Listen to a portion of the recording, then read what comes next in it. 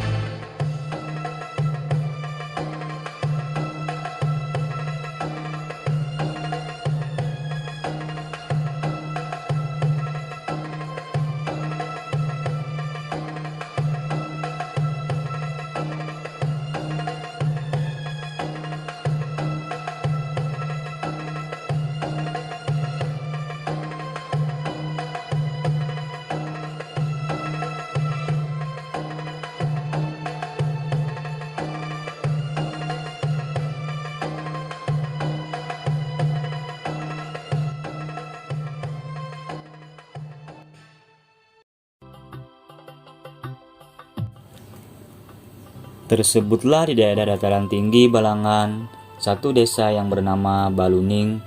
Sekarang daerah itu menjadi satu desa di Kecamatan Juwai, Kabupaten Balangan, Paringin, dengan nama Desa Mungkur Uyam. Pada masa itu, di sana para penduduknya masih menganut agama Hindu. Awalnya desa Baluning dibangun oleh 2 orang bersaudara dan 8 saudara sepupu. Mereka masing-masing mempunyai kelebihan atau keistimewaan. Desa yang dibangun oleh para datu itu pada masanya penuh dengan kedamaian, ketentraman, dan kesejahteraan.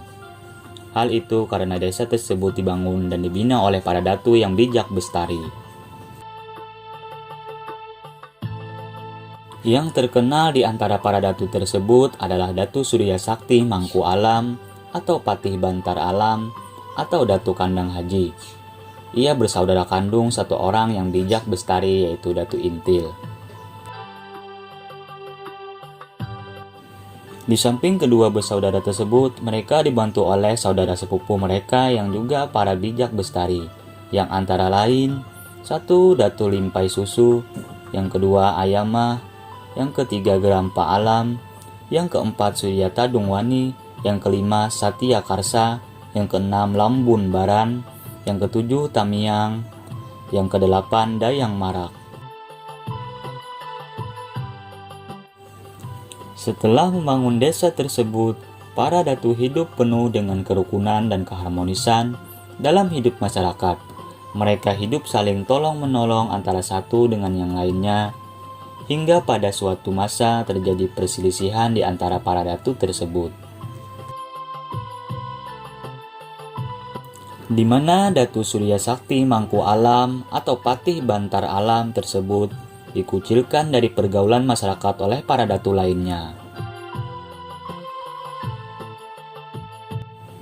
Dari perselisihan tersebut, rupanya Datu mendapat hidayah dari Allah untuk memeluk agama Islam yang di masa itu sedikit pemeluknya di daerah pedalaman Banjar. Dan beliau berniat untuk memperdalam agama Islam kepada para ulama atau wali-wali yang pada hidup di zaman itu. Dari perselisihan tersebut, rupanya Datu mendapat hidayah dari Allah untuk memeluk agama Islam, yang di masa itu masih sedikit pemeluknya di daerah pedalaman Banjar bagian utara.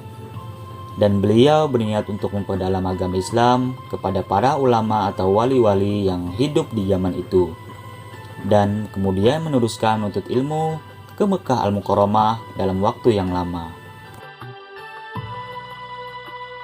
Diriwayatkan bahwa beliau menuntut ilmu di Mekah selama kurang lebih 50 tahun. Setelah tiba saat yang direncanakan, beliau kembali ke tanah air untuk menyebarkan atau berdakwah agama Islam khususnya di daerah pedalaman Banjar bagian utara, tepatnya di dataran tinggi Balangan atau Paringin.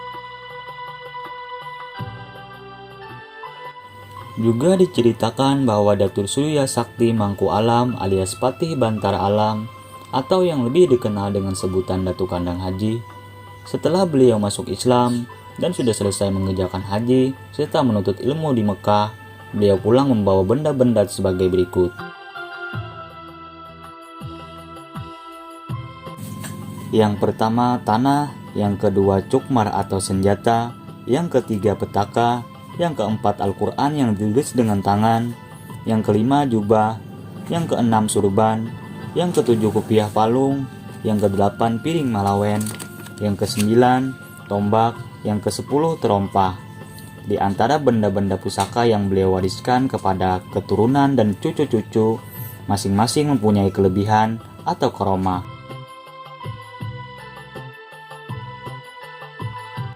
Al-Quran yang ditulis sendiri oleh Datuk Kandang Haji, menurut satu riwayat Al-Quran tersebut beliau tulis sewaktu beliau menuntut ilmu di Mekah Al-Mukarramah.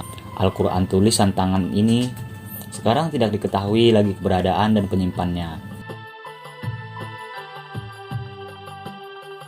Piring malawen, benda peninggalan ini masih dipelihara dan disimpan salah seorang keturunannya. Jubah, menurut saksi mata yang sekarang masih hidup, baju jubah tersebut sangat besar. Namun pada masa perjuangan revolusi baju jubah tersebut dipotong-potong menjadi kecil untuk dijadikan ajimat dan kain pembungkus wapak.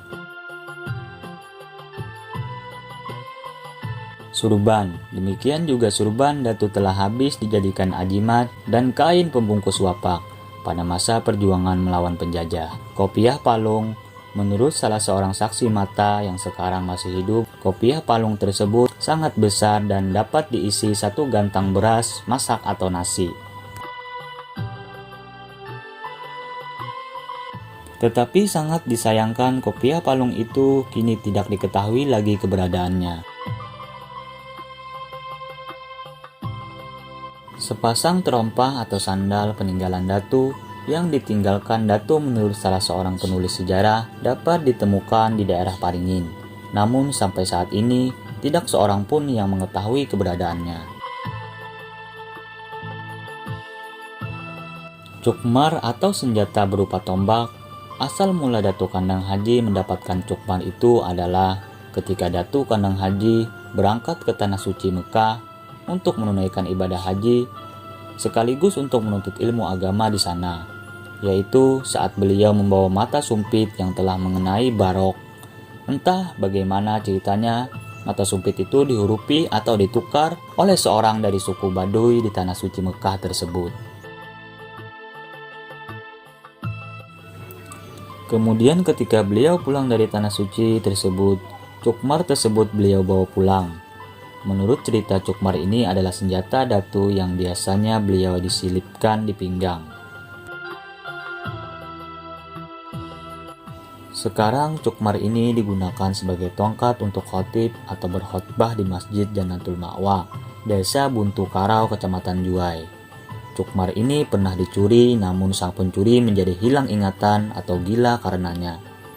Dan sesudah dikembalikan, ingatannya kembali pulih dan sehat kembali. Tombak dari kayu ulin, seorang saksi hidup menceritakan bahwa tombak tersebut sangat besar dan panjang. Berukuran panjangnya 7 meter dengan mata tombak sepanjang 75 cm.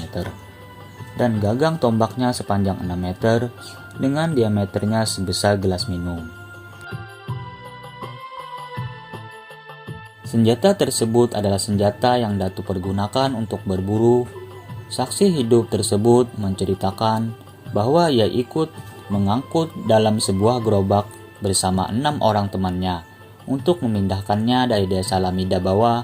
Namun tombak tersebut kini tidak diketahui siapa menjaga dan memeliharanya.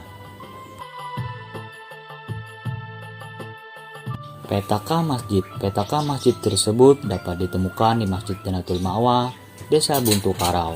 Menurut cerita, petaka itu dibikin dari kayu mahar kuning dan sekarang kayu tersebut menjadi kayu ulin atau kayu besi. Akar kayu mahar kuning dapat digunakan untuk penyembuhan berbagai penyakit, dan batang pohon ini dapat ditemukan di sekitar makam Datu Kandang Haji sekarang. Demikianlah kisah ulama Banjar, Datu Surya Sakti Mangku Alam, atau Patih Bantar Alam, atau yang lebih dikenal dengan Datu Kandang Haji. Salah hilap kami mohon ampun dan maaf. Wallahu a'lam bishawab.